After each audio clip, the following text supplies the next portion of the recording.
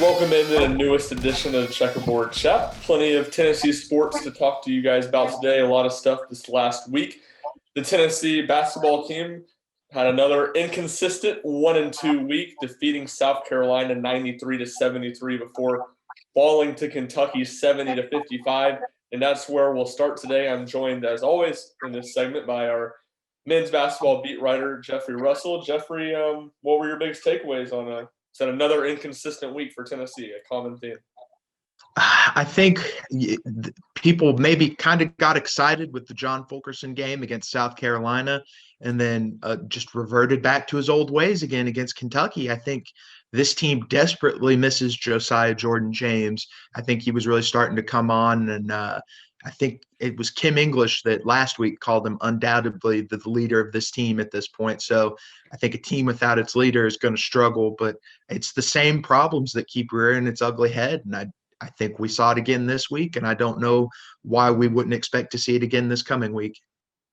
Yeah, the Josiah thing is a good point because he doesn't blow you away with anything that he does, but you look at Tennessee's roster; they're thin. They don't have a whole lot of post steps. They don't have a ton of shooting.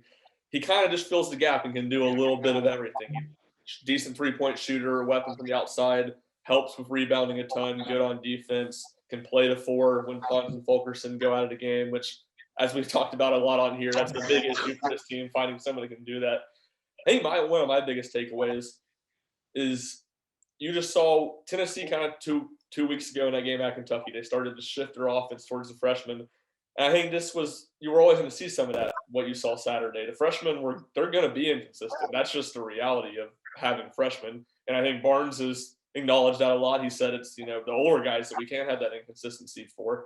But right now, offensively, Tennessee is relying on those young guys. So there's just going to be those games where they're going to have that inconsistency. And especially you look at Kentucky, that those two torched them 2 weeks ago. I'm sure all those 5 stars on that roster heard for the past 2 weeks how much better those 2 5 stars were. And they came out with a great game plan to stop them. I would think that's how, every team will play them going forward, give them some space, really clog the lane and try to keep them from driving the basketball. And that's just the reality nature of the situation. If Tennessee, it's hindsight here. You look, maybe if Tennessee pivoted towards those guys a little sooner in the season, it would make it a little less fragile right now, because I just think there's a lot of angst from fans and people following this team. But 2 weeks to go in the regular season, you're still having these big growing pains. It's tough, but I think that's just kind of the nature of the situation. Yeah, it's definitely a tough situation. And like you were saying, when they've tried to kind of push towards the play of the younger guys and Jaden and Keon, but at this point they've kind of become the one-trick pony that if they can't cut and drive to the lane, they're not really super threats from, mid-range and outside. They've kind of got to get into the post to get their success. And teams are just locking down the paint and saying, beat us from the outside. And they haven't been proving that they're able to do that as of yet. Yeah, that's the thing with Springer that is odd to me, because he has a good shot and he shoots at a pretty high percentage. I think over 40% from three. He just doesn't really take a whole lot of threes, and he's started to take more these last few weeks. But it feels like, and I think Barnes even said this post game, they don't like those shots where you're staring down your guy and you're shooting over him. So it's not really part of the offense. But you feel like if he would hit some of those, which I think he's capable of, it would open things up for him a little bit more to drive. Could be something worth watching going forward. We just got done on this Monday talking to Rick Barnes, and he, looking for consistency. That's what we seem to hear from every week. But what did he say today that stood out to you?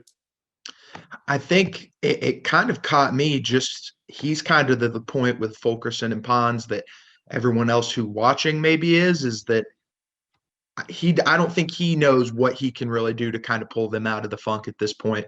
He kept saying, they need to be more aggressive. They need to find their game. But at this point, he's been asking them to do that for 3 weeks, and they haven't been doing it. So I think you kind of saw the frustration in his eyes and in his words today that he's realizing at some point, John Fulkerson has got to do it for himself. He's got to have it click in his mind that he's got to be able to pull himself out of this funk. And I don't know if that kind of was the biggest thing that stepped out to me today. Yeah, I agree. He even said, I think the question was pretty much, if you could fix one thing with his team, what would it be? And he said, we need interior scoring from those guys. And I think that's an interesting question, as he keeps on asking for him to be aggressive. But what does that really look like for those guys? Because Fulkerson, they're not really running the offense through him. Mhm. Now he's being passive, so there's certainly a middle ground there. But he's not very strong. He's not a guy that's gonna, really overpower people down low, going to the basket. And that's not Pons' game. I mean, I think he's Mhm. only taken like 26, 27 free throws on the year. I mean, it's crazy how few it is. And I'm sure that's maddening to Barnes, but Pons has really never shown at any time that I can think of a real ability to take the ball strong to the basket and draw fouls. He's good at Yeah. finishing the easy dunks when he gets good passes. He's good at hitting that little 10-foot turnaround shot. And last year he hasn't been as good as this year, but last year he was a more reliable 3-point shooter. He doesn't really have that head down to the basket, make someone foul me game. So I don't know exactly what that looks like. Barnes was also on the Pons thing. I thought this was interesting. He was asked if he thought he's been a lot less aggressive or less aggressive since his injury against Kansas, and he said he thought he has. He's been more tentative offensively, and I think that's a guy that we're going to talk about this more in a little bit. But I think that's a guy that can get going just because he's had some good, strong offensive stretches this season, and he's been kind of a go-to guy for Tennessee at times. And he doesn't need to be the go-to guy. I think that's still going to be Springer and Johnson. But if he can just be more consistent and have an offensive mindset without him being the go-to option, it almost seems like he's locked in and he's going to take second most shots on the team, or he's going to be kind of like Fulkerson and be very passive. Yeah, I think with what you're saying with Pons, I think there's more there that can be found in his game than Fulkerson's game. And once he gets healthy, he can be a good third or fourth option for this team. But I think what you're seeing with Fulkerson, specifically on the aggressiveness, is that the past few years he played with more of a reckless abandon almost, that he was going to throw his body into the paint and he was going to go in there and make a play. And to his credit, he's gotten beat up over the years. He's taken some injuries. I mean, he's got some wear and tear on his body. And if that's just something that has kind of mentally maybe in the back of his mind, he doesn't want to get beat up again, fair enough. But you just don't see him playing with that reckless abandon that he has the past few years. Yeah, I wonder how much of that goes into him being the guy or one of the guys and there not being a whole lot of post stuff. Obviously, his first Mm-hmm. few years, he's out there playing 10 minutes a game. It's you got 5 fouls to work with. You can go out there and play with reckless abandon. Now it's a Mm-hmm. little bit less of the case. It's a good point. I hadn't thought about it until you brought it up. I'd almost be interested to look back at last year and see how much he was playing in that nature because he obviously did play that way, and he was the only, he was one of the go-to guys. There wasn't much depth on last year's team down low either, but he was just so talented scoring the ball. That was what blew you away about him last year. Mm-hmm. So that's a good point and something that would be interesting to go back and look at from last year. The inconsistency. We've talked about it basically every week on here. How much is it solvable? Is that just who this team is? I, I've tried to, try to remain positive about this team for a few weeks now, but at this point, I don't think it's solvable unless John Fulkerson can pick it up somehow. I think what you have from Keon and Jaden is what you're going to get. They're two, super athletic, supreme guys who can make plays with their, talents that has been gifted to them, but you know, they don't shoot when they should shoot, and when they do shoot, it doesn't really go in that often. I just think you're going to get what you get from them, and the rest of the team is what it is. At this point, I really don't see it as being that solvable. I don't know how you could solve a lot of the problems that this team has. Yeah, I agree. I think for the most part, it is what this team is. Kind of like I was saying earlier, the one positive side is that those freshmen are going to have growing pains. So you hope as you get down the stretch, those guys will be more consistent. In theory, you'd think they would, but that's far from a guarantee. And then you look at it, it's what we were just saying that Barnes said today. They don't have consistent inside scoring, and they don't have a consistent presence on the offensive glass. So when you can't do those two things, you're just so reliant on how you shoot the ball. And this isn't a bad shooting team, but it's far from a great shooting team. So the inconsistencies, they're just naturally going to come. There's just going to be games where this team can't score, and that's what's maddening about them. Is that South Carolina, they scored 50 points in the first half, and Saturday they scored 52 points in the game. But that's just kind of Mhm. the nature of this team.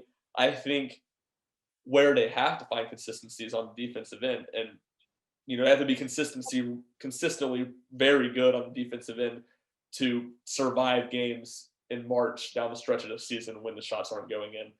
And yeah, I just think, like you said, I think it's the offensive end, the inconsistency is unsolvable unless you somehow get Fulkerson all of a sudden last few weeks of the season storming back. But I don't think either Yeah. of us think that's going to be the case.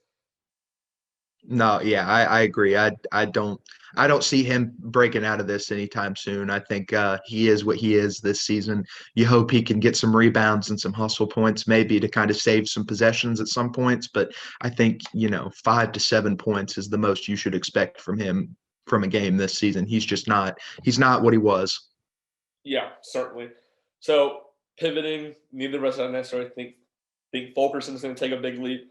Who on this team, and maybe big leap's too big of a word, but who on this team can take a step forward, you think, in the next few weeks and really improve how Tennessee's playing and kind of potentially give Tennessee an extra gear? This may be a little bit of a cop out, but I think it's Josiah Jordan James taking a step off of the injury list. I think his return, he's kind of as Rick Barnes calls Eve Pons a fix-it guy on the defensive end. I think Josiah is a fix-it guy in just about every facet of Tennessee's game. He can rebound the ball. He makes kind of key shots when he needs to. He's just kind of the glue guy that makes things work when he's on. And I think him coming, off the injury list, if they can get him back to some semblance of health, pretty soon, I think he's the key to, maybe making this team the best it can be with what it has right now. Yeah, I agree with you. I think he's such a stabilizing force on this team, such a stabilizer for the team.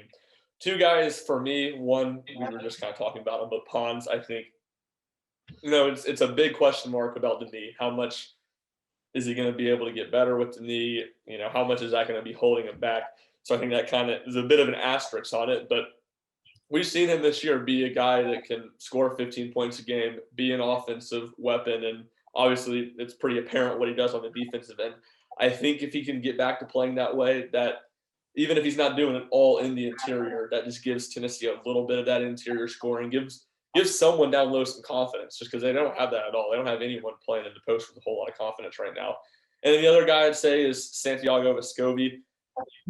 That's just purely from an offensive end. I think they can maybe get more out of him shooting the ball wise. He hasn't really been as aggressive shooting the three-pointer as he was last season. Obviously, some of that's just due to the weapons that he has. But over his last about 12 games, he only has 2 in double digits. The game against Georgia 2 weeks ago, he hit a bunch of threes.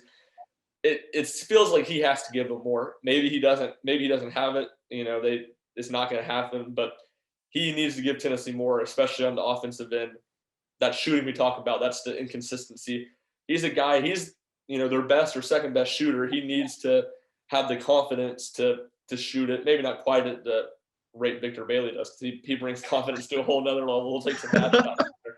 But he needs to have a little bit more of that confidence. He can shoot the deep three. Barnes has talked about that. Take that deep three to make defenses respect you. It's something I think would be worth watching, and a guy they really need to get more out of, because he's kind of been a non-factor the past few weeks. Yeah, I think he can step his percentages up a little bit. I think, maybe they found lightning in a bottle with Victor Bailey Jr. Hopefully you can keep that production going. But like you were saying, for how good he is when he's on, he does struggle at points because he's not afraid to shoot even when he's off.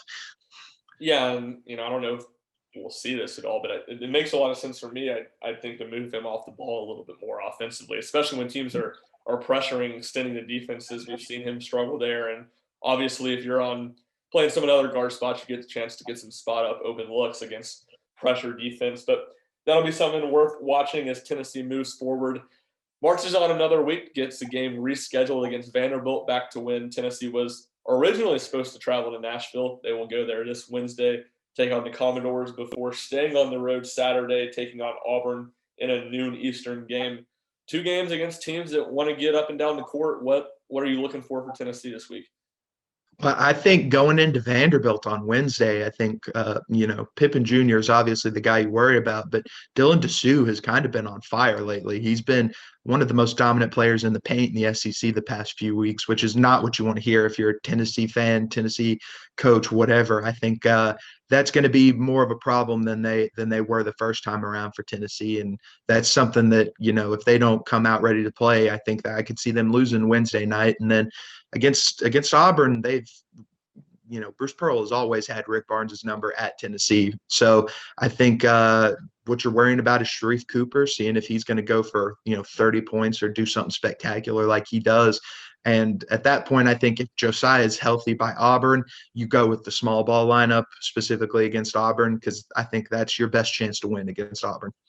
Yeah, I think we maybe talked about this a little in the last few weeks about that small ball lineup gives Tennessee kind of the looks to defend Auburn that they've really struggled with the past few years. So, that's a game I think is going to be really fascinating to watch. As much inconsistency as Tennessee's had, it does seem like they've played the spread it out teams, shooting a lot of threes a little bit better this season, especially the last few months. So that'll be interesting to watch. I also think in that Auburn game, they have the athletes, the type of athletes that LSU have, the type of athletes Kentucky have that can give Tennessee's offense problems, can stop dribble drive penetration, make Tennessee shoot it over them. So it'll be interesting to see how Tennessee responds in that one. And then the midweek game, yeah, Vanderbilt, they've, for as bad as their record's been, as bad as they've been the past few years, they're playing really well right now. They've only won one of their last 3 games, but they lost by 4 against a Kentucky team who's clearly playing a lot better. Lost by 4 on Saturday at Alabama. You said it. I mean, Dylan DeSue, he's really turned into a really solid number two player for an SEC team.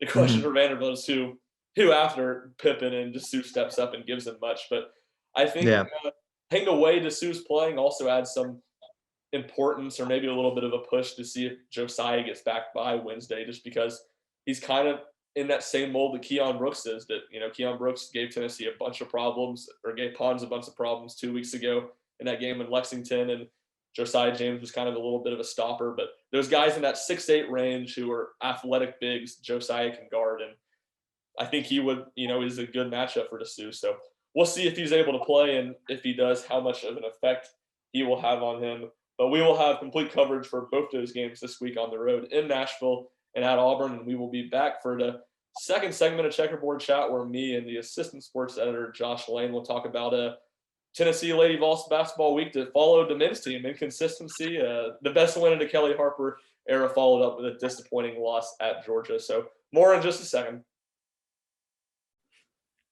Back here in segment number 2 of this week's Checkerboard Chat, I am now joined by Josh Lynn, the assistant sports editor here at Daily Beacon, Lady Vols beat writer. Josh, it was an up and down week for the Lady Vols, snapping USC's 31-game win streak to start the week. How'd they mount a double-digit second-half comeback and defeat what's been the gold standard for women's basketball in the SEC the past few years?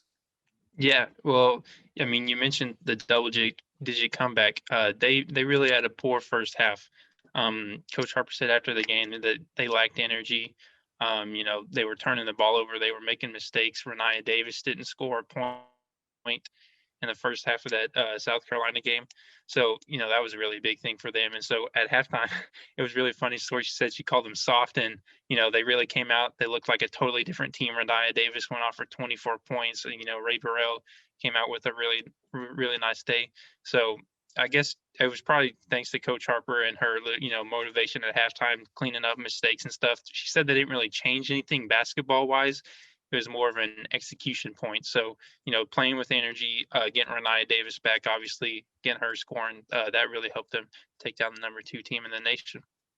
Yeah, I mean, the Renaya Davis second half was one of the best performances I've seen in a while. 24 points on 6 of 8 shooting, 10 of 10 at the free throw line, grabbed 12 rebounds as total in the game, not just the second half. But, obviously she's had a great career here, but it's hard to imagine a performance she's had better given the stage. Yeah, absolutely. Like you said, this stage against the number 2 team in the nation, with the way that the first half had gone and how she didn't score a point, just to kind of pick up the team, carry it on her back, score 24 points, super clutch shots, a bunch of makes at the free throw line. Really just a great performance to kind of give Tennessee their statement win of the year. Yeah, definitely, like you said, they were close to getting that statement win a month ago against UConn. We talked about that on here. They were right in that game until late, and then just lost it. But big picture, what does a program-defining win like this mean for Kelly Harper in her second season? Oh yeah, for sure. I think it means that Kelly Harper is probably going to be here for the long term. It means that the success that they've had this year it means it's legit. It's not a fluke.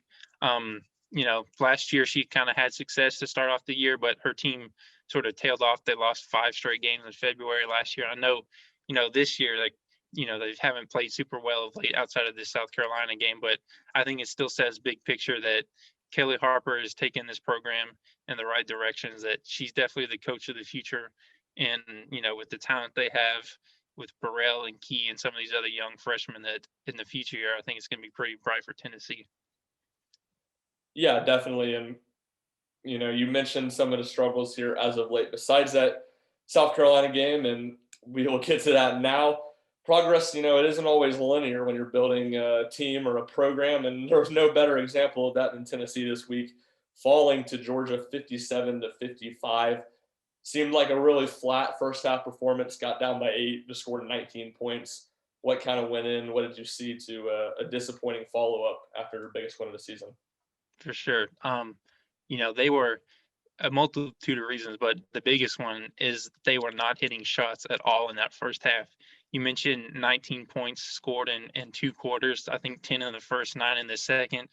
They're shooting 12% on the first half.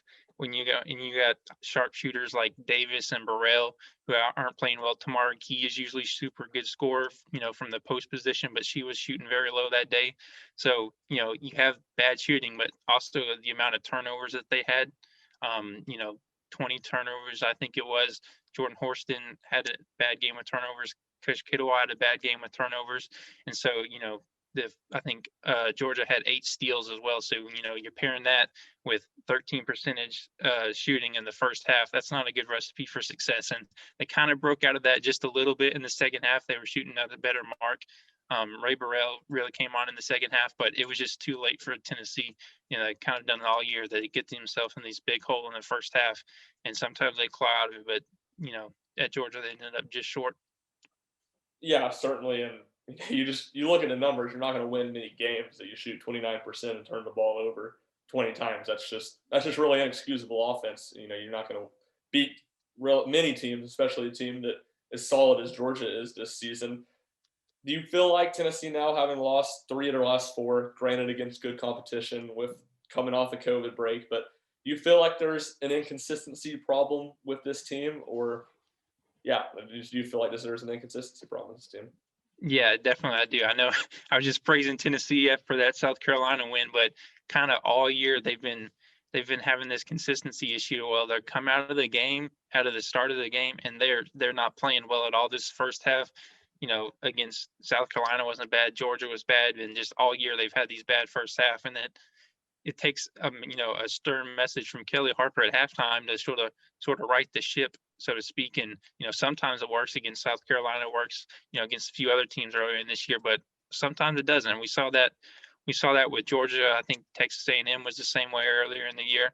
And so having these inconsistencies of we're not scoring anything in the first half, we're turning the ball over way too much, we're not playing good defense, and then you come out in the second half and all those things are better. You can't keep doing that. It does make it more dramatic, but it's not a good recipe for winning consistently. And I think this team, they definitely have the potential to make a good postseason run, but they're gonna have to clean up the consistency. They're gonna have to come out and play good basketball from the start of the game. And one thing Kelly Harper talked about after Georgia loss was, it kind of started on Friday and Saturday in practice. She didn't think like they had a good practice. So, as simple as that sounds to have a good practice, that's where it's got to start for the Lady Vols, is so that way they come in to the start of the game, they feel prepared, they feel confident, to get a good start to the game. That way they don't have to come back every time. Yeah, what do you think is contributing the most to the inconsistency? Is it the young nature of this team? Is it, regards Horston and Burrell haven't seemed to be particularly consistent themselves? Do you put it kind of on that backcourt inconsistency, or, a mixture? What do you credit it to? I think A couple of things is, first of all, that the SEC has been pretty good this year. So, good defenses, good, keeping Tennessee in check. That's probably part of it. But then, as you mentioned, the kind of the youngness of the team, and their starters, is that Ray Burrell, she's a junior, but she didn't play many games. She started just 9 last year. Jordan Horston's been getting a lot of starts, and she's a sophomore. Tamara Key's a sophomore. And so some of your bigger players, you counting on scoring, counting on getting the offense going, they've been turning the ball over more. They go through these cold spells. And then on top of that, when Renaya Davis, she goes cold too, you can't really do much with that. You're looking to your senior forward for scoring, and because everybody else is going through a drought, and if she's not scoring too, then it's really tough for them. So, I think just some of those reasons that has led to pretty inconsistent play. Yeah, definitely. And moving forward, Tennessee now has just 1 week left in the regular season and quite a bit to play for. The Lady Vols currently sit at the number 4 spot in the SEC, holding on or trying to hold on to a double bye in next week's SEC tournament in Greenville. But Tennessee just a game back at the 3rd place spot. Actually, just a game back in the 3rd place spot behind Georgia. Actually tied with Kentucky. Now Kentucky's played 2 more games than them, but tied with them for the 4th place spot.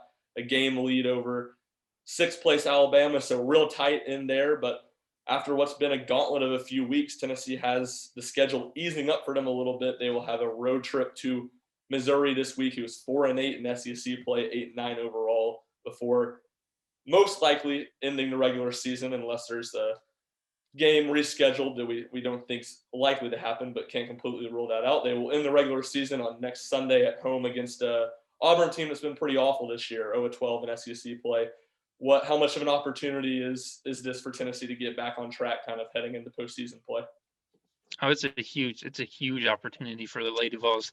As you mentioned, they kind of been put through the ringer these last couple of weeks. They've had a bunch of opponents, ranked teams, a bunch of road games, and then all the travel stuff that went on in Texas with the weather. I mean, it's just been a crazy last, month for the Lady Vols.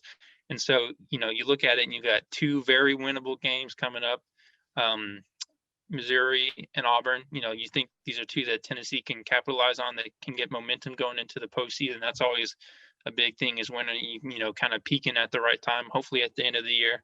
And so, they're looking to capitalize on this week's schedule, as you said, and take it into the SEC tournament, because they're holding on right now. They really want that double bye to get, have to hold off till Friday. I think it'd be the first time they play if they get the double bye. So they want those extra days of rest, but they've got to come out and they got to compete against these 2 teams, because I know they're bad, but if Tennessee's coming out and they're not scoring again, they're shooting 12% in the first half. It's not going to be easy, even against bad teams like these.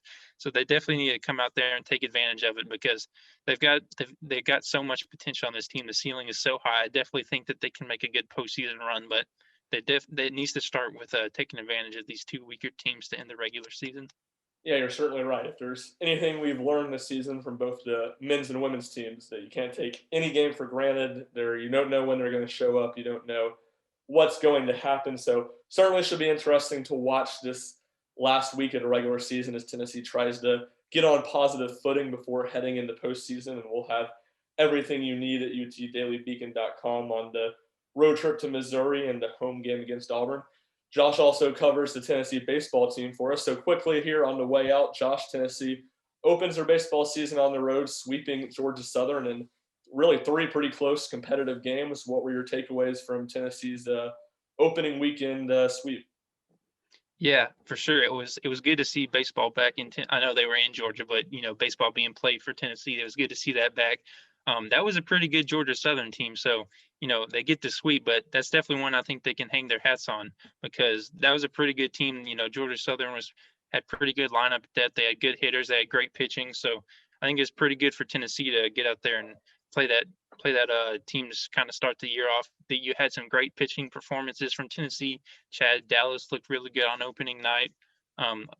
Elijah Pleasance looked really good yesterday. We saw Blade Tidwell. He wasn't as sharp, but I think it was good for him to kind of get that first experience in. And then in the lineup, Jake Rucker had a really nice weekend. Liam Spence had a nice weekend.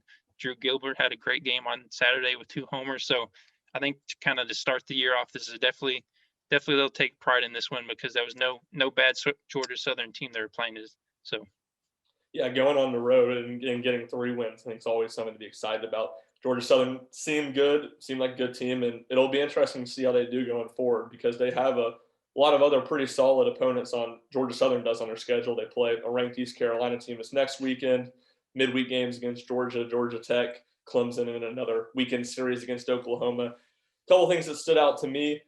I didn't think really Tennessee played its best this weekend, especially, hitting. I think they only had 4 players exit the first weekend hitting over 200. For them to find a way to piece together some runs, be competitive, grit out games, I think that's a good sign. I think that kind of shows the character and the leadership of this team. And then, the last thing, last year we saw in the shortened season, the sophomore class of Connor Pavoloni, Jake Rucker, Max Ferguson, all those guys have breakout seasons. I think you saw that a little bit with Tennessee's sophomores this year. Drew Gilbert, Jordan Beck, both hit 2 home runs on the weekend.